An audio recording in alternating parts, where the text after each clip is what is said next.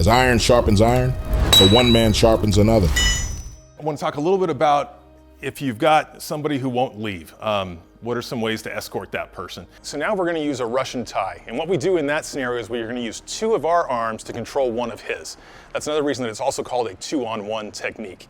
So I'm going to use my left hand, and I'm going to move it underneath his armpit and up against the back of his tricep. So we start with that with our left hand.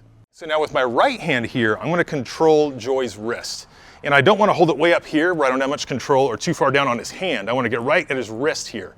And I want to use what's called a C-clamp grip, where this opposable thumb comes around to where it looks like a C. I don't want to do what's called a monkey grip like this, where my thumb isn't there, where if Joy tries to pull away from me, he can get away. I want to have the thumb around the opposite side like this for a good C-clamp grip to get more control on Joy. So now that I've got this grip with my left hand and this one with my right hand, I'm going to try to go ahead and kind of push Joy forward with my left while I pull this arm back, okay? And then I'm going to try to lead him where I want him to go. Ideally, I've got a partner who can secure his other arm with another Russian tie. That way, with both arms secured, he can't take a swing at us, can't draw a weapon, and we can safely escort him out. And we can take John out one of these doors and take him outside. Okay, does that make sense? So that's your optimal situation where you've got 3 team members, right? So I've got a guy on each arm, and then as we take him out and get him outside, you can frisk him and see, is he carrying any weapons, right? If he's being crazy, if he's making threats. Because I wouldn't want to let him go where he's then going to grab something and fight us, right? Yeah. Right, yeah. Exactly. Does that make sense? Any questions on that? Nice if you had 3 guys. Yeah. And we'll demonstrate some stuff when you don't as well. Thanks, guys. You two can sit down. Thank you. Well, let's say we get him and we get him outside. Can we cuff him? Is that illegal? So if he's made threats to harm or kill, yes, he's committed, if that's a felonious threat. So you can do a citizen's arrest and let him know, I'm making a citizen's arrest, you're being detained. And yeah, you can go ahead and, a lot of times, I carry some zip tie cuffs, right? Just in case something like that happens. Thank God I've never had to use them, right? But these are pretty slick where you can get a guy's, zipped up pretty good and he's gonna have a hard time getting out of them. Yeah. But if you do that and they have not committed any kind of felony, right? You're kidnapping somebody, right? And you can actually go to jail for that. So usually what we'll do, let's say John's making a mess and he's angry at whatever, and maybe he's just a guy who's got some mental problems, he's not violent, he's not threatening people. And I can say, hey buddy, could you come with me? No. All right, come on buddy, let's just come this way. All right, cool. And I've still got a hand here in case he tries to grab something and Stacy, try to throw a punch at me, and I can come in here and I can do whatever. Or maybe he tries to go to grab something and I can get a hold of him.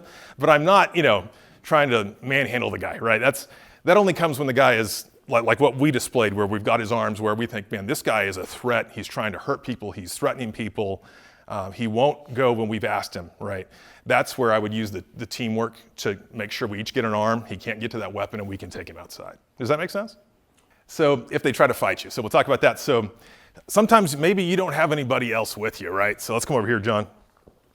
So John's been yelling and saying terrible stuff, right? If I can, typically what I want to do, most people, probably 90% of the population is right-handed. So I'm probably going to want to try to address his right arm, okay? Because that's where he would be going for a weapon from. So if you're doing whatever and I'm saying, hey, sir, you need to leave, and you're like, no, I'm not going to leave, right? So if I start to get this Russian tie here, and John tries to fight me, what I don't want to do is be right here in this intermediate range. So if you were going to punch me in the jaw, right, and I stay right here, bang, I'm getting smacked, right? So if he tries to fight me, I can push and make distance and get to my pepper spray if I need to. And if he goes for a deadly weapon, I'm gonna have to transition to a pistol, right? But that's one way, especially if he's a big guy and I'm like, I don't want to fight this guy, he's gonna crush me, if I'm fighting Sean. So I might just push and make distance and then get to that pepper spray. Does that make sense? Okay. The other thing is, what I might need to do is I either want to get out or I want to get in. And so with a Russian tie, I'm getting basically I'm punching an underhook here as much as I can, and I'm controlling this wrist. Some guys will do a grip like this. I kind of like this C-clamp grip better, where even if he moves this way, I've got control of him. And what I'm going to do, I'm going to get in close, and I'm going to start to break his posture. I'm going to put my head kind of against his, and I'm going to put a lot of pressure here forward to get him to come down this way, okay? So that's what I'm going to do if he's trying to fight me and I'm by myself and I get in close. And the next level would be, so let's come over here, buddy. I'm going to go ahead and just trip you as I do that, okay? So as I'm breaking his posture, let's rotate this way. As I break his posture, I can step in front of him, and then it's just like I'm swinging an axe, okay, and I'm gonna take you down this way, okay? So I'm kind of tripping him here, I'm gonna come, boom, and I'm gonna put him on the ground, okay? And then I can address if I need to from there. Hopefully the guy doesn't fight you, but if he does, you might have to put him on the ground and then try to control him. Usually from there, I would try to take the guy's back and flatten him out and not let him get to any weapons if he has weapons, and then hold him down until my team comes to help. Let's see, a variation of that, if he's a really big dude, and I'm like, oh crap, I'm in the middle of this, I'm already fighting this guy. So if I've got this Russian tie, we're struggling, what I can do is I step forward. If he's a really big guy, I might try to throw him and he's just too strong. And so there's a move, it's a judo move called an Uchi Mata, and you take this leg, this left leg, and you just try to throw it up to the ceiling while you do your axe swing. So we'll show him that one real quick. All good? Okay. So we're here, I come forward, and then as I do this axe swing, I throw this up, boom, and that's gonna send him down more powerfully than just the axe swing. Good job, thanks buddy. And then last thing, the other thing I could do, sorry, oh good, you got your battery. If he's a big guy again like Sean, and I'm like, whew, I don't think Uchi Mata is gonna work either. A move that I like to do, from there I've got this, he's a big guy resisting me, I'm gonna switch, I'm gonna put this shoulder against him here, change my grip, I'm gonna grab this wrist and this, and do what's called an arm drag. Come here to take his back. So that's kind of the idea once I get to his back. Thanks, back control. Thanks, buddy. So that one, what's that called? I forget, I think it's just an arm drag. But the arm drag is real good against a big, strong guy who's resisting you. So. But for those in this room who are not as big as you, yeah, or as young as you, we tend not to engage. We tend to step back, yeah, and spray. Right, okay? And that's a beautiful option. Yep, that's a great option where less risk, right? If you can make distance and let the pepper spray do the work for you, much happier day than getting beat up by a big guy. Mm-hmm. Another thing too, if you choose to physically engage, you're subjecting yourself. They're getting your firearm. Absolutely, that's very true. So do you have any recommendations or things to think about as to where to carry, what type of holster? Yeah, absolutely.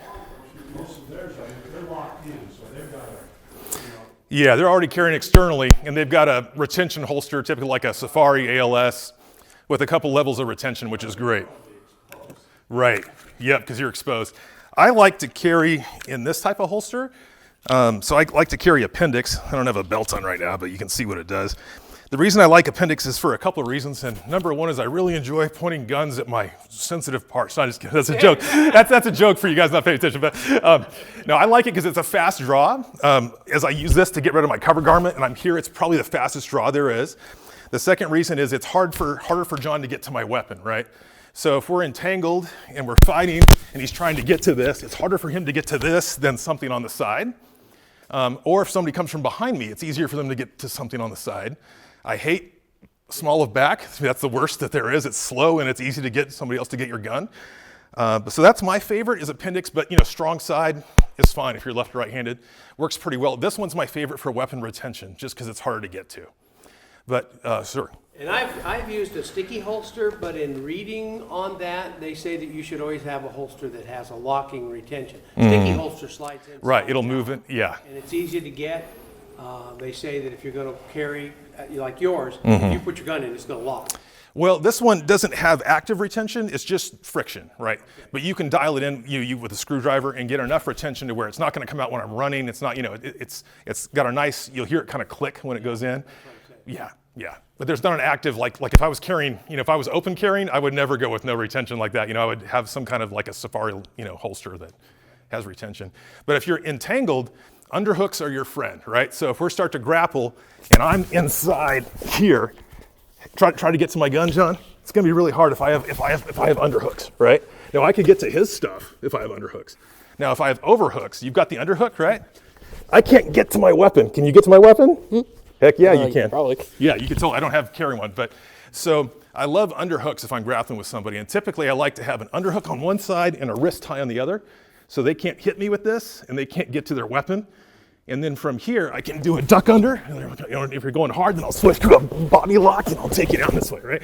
So, we'll go like that. Good job. Sorry, buddy. Good job resisting the duck under. Don't do MMA and can't do that. I'll just say, most of us can't do that. Right. It's kind of like you're crossing the line to child abuse. Right. That's true. No, I did this far. Sir. Very true. Don't worry, he gives John lots of 20s. But yeah, if you get entangled, and there's other, Craig Douglas, the same guy, the NARC, he has some great stuff on if they get your gun, how to lock like a figure 4, go back and forth, kind of like break the wrist until they, turn loose or you hammer them.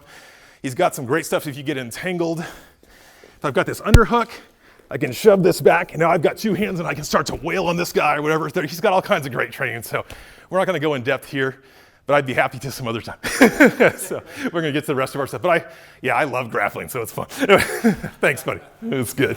That's what happens when you're young and you're big and you're strong. The rest of us mortals, not so much. So we covered that, the make distance, or control them. You don't want to hang out in the middle where you can get punched or get hurt. So we covered all that good stuff, an axe swing, Uchi Mata, and my friend Joy up there, usually I demonstrate with Joy and he can throw me across the room. He's a good friend of mine, he's cool. So, cool, so now we're gonna get to active killer response.